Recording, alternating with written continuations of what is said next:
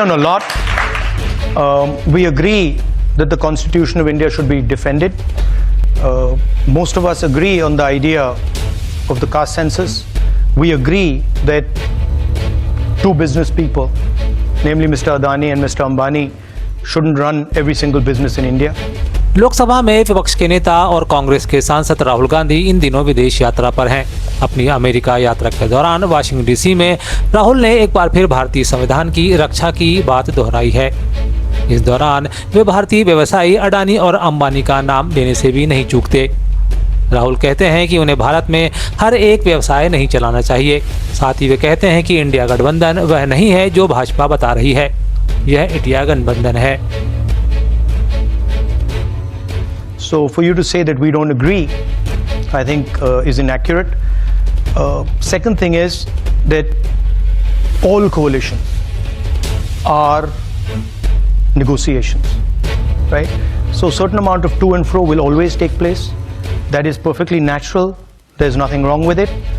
And we have run governments again and again which have been successful using coalitions. So we're pretty confident that we can do it again. And actually, I think if we get it right,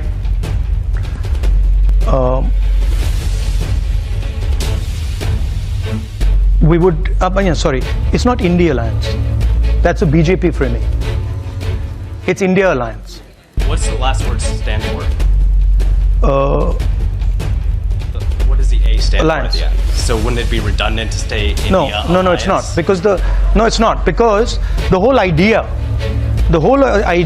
of the alliance was to put across to the people of India that India is being attacked. And it was very successful. And generally the BJP people say India Alliance, but everyone else in India says India Alliance. Rahul Gandhi की विदेश में की जा रही चर्चा के बाद Bharatiya Janata party अब तक उस पर हमलावर है। आज केंद्रीय कृषि मंत्री शिवराज सिंह चौहान ने एक बार फिर राहुल गांधी की विदेश यात्रा को लेकर उन पर निशाना साधा। पूर्व मुख्यमंत्री मध्य प्रदेश शिवराज सिंह चौहान कहता है कि लगातार तीसरी बार पराजय के कारण राहुल गांधी के मन में बीजेपी और संघ और मोदी विरोध बैठ गया है। वे विरोध करते करते देश का ही विरोध करने लगे हैं। वह लगातार देश की छवि खराब करने की कोशिश कर रहे हैं। उनका यह व्यवहार दुर्भाग्यपूर्ण है। राहुल जी नेता प्रतिपक्ष हैं और नेता प्रतिपक्ष का पद होता है जिम्मेदारी का पद, और वो विरोध करते करते देश के ही विरोध करने लगे। देश के बाहर कांग्रेस और बीजेपी नहीं होती, देश के अंदर हम मुद्दों पे लड़ सकते हैं, लेकिन देश के बाहर केवल भारत होता है। हम 100 और 5 अलग नहीं होते, 105 होते हैं। लगातार राहुल गांधी जी देश की छवि खराब करने की कोशिश कर रहे हैं, और देश की छवि खराब करने की कोशिश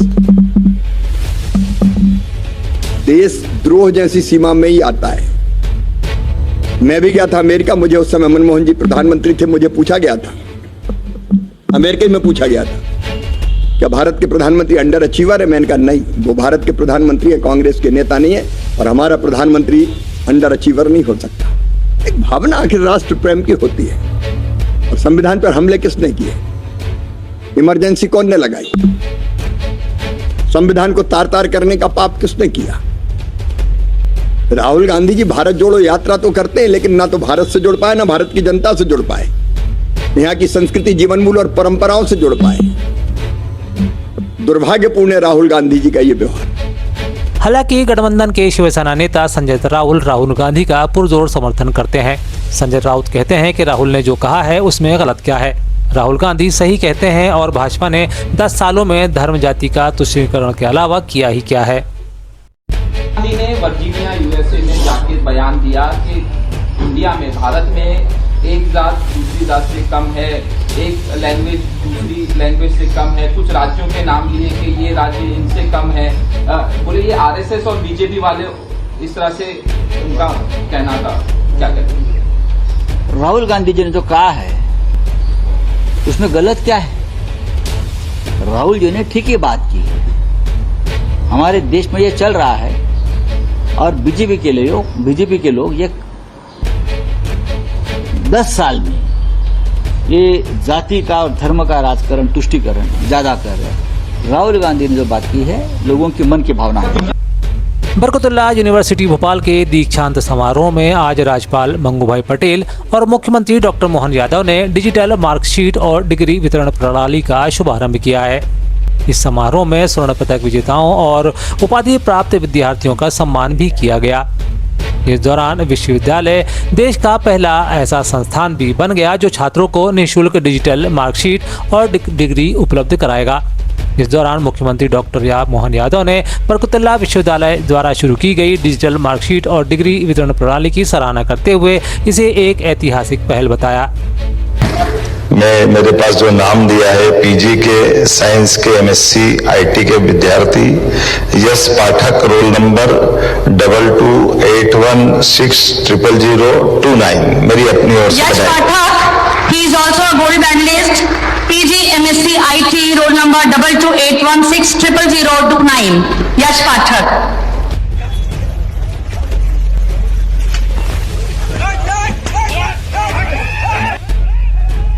पूर्व में इंदौर में सरकारी कर्मचारियों पर बैट चलाने वाले कैबिनेट मंत्री और भाजपा नेता कैलाश विजयवर्गीय के बेटे आकाश विजयवर्गीय को इंदौर की स्पेशल कोर्ट ने सभी आरोपों से बरी कर दिया है। बताया जा रहा है कि कोर्ट के समक्ष पेश किए गए साक्ष्य के रूप में वीडियो को उसने साफ नकारते हुए भाजपा के पूर्व विधायक आकाश विजयवर्गीय सहित सभी आरोपियों को बरी कर दिया।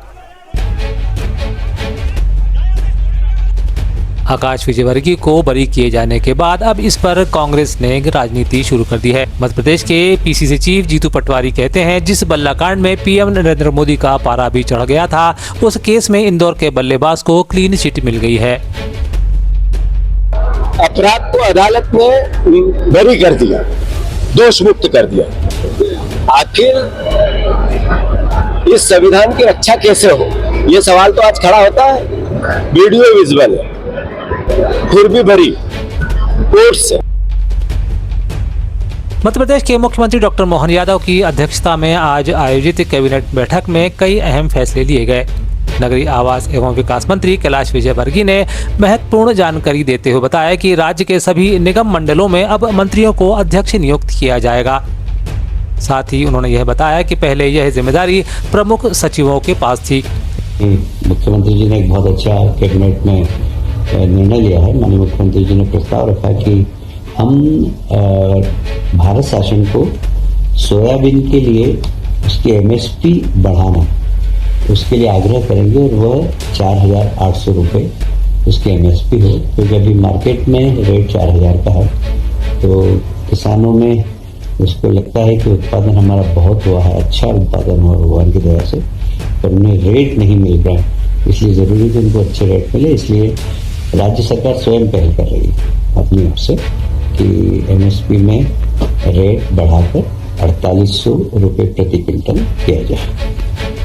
इसके अलावा किसानों के हित में एक बड़ा फैसला लेते हुए सरकार ने सोयाबीन की एमएसपी को बढ़ाकर 4,800 रुपये करने का प्रस्ताव केंद्र सरकार को भेजने का निर्णय भी लिया है। वर्तमान में सोयाबीन की कीमत 4,000 रुपये प्रति क्विंटल है, जिसे बढ़ाने के लिए राज्य सरकार ने यह पहल की है। उधर पूर्व से ही मध्य प्रदेश का विपक्ष किसानों के मुद्दे पर किए जा रहे प्रहार के बाद अब फैसले के बाद और आक्रामक हो गया है। मामले पर अपनी प्रतिक्रिया देते हुए प्रदेश के कांग्रेस कमेटी के चीफ जीतू पटवारी कहते हैं कि कैबिनेट में सोयाबीन की एमएसपी 4,892 रुपये तय है। इसका सीधा सा मतलब है कि सरकार किसानों को और ज्यादा नुकसान में धकेलेगी। अगर मेरे किसान भाइयों की फसल का सही दाम नहीं दिया गया तो मैं और मेरी पार्टी भाजपा सरकार को चैन से नहीं सोने देंगे। सबसे ज्यादा आत्महत्या करने वाला प्रदेश मध्य प्रदेश बना दिया किसान आत्महत्या का। ये जो आत्महत्या करने वाला हमारा परिवार का साथी है, ये देश की आम जनता को, प्रदेश की आम जनता को सेना पे सेवा करते हुए सैनिक को अनाज खिलाने के लिए अपने और अपने परिवार को झोंक देता है। ये आत्महत्या करता हुआ किसान आत्महत्या करने वाला नहीं है, ये शहादत देने वाला है। शिवराज जी, आपने महाराष्ट्र में कह दिया कि हम एमएसपी पे सोयाबीन लेंगे क्योंकि चुनाव है, वोट लेना है। आपने यहाँ कहा था 2,700 रुपए देंगे इसलिए कि वोट लेना है गेहूं के। आपने यहाँ कहा था 3,100 के धान के देंगे इसलिए कि वोट लेना थे। आप वोट के लिए कितने लोगों की आत्मा का गला घोटोगे?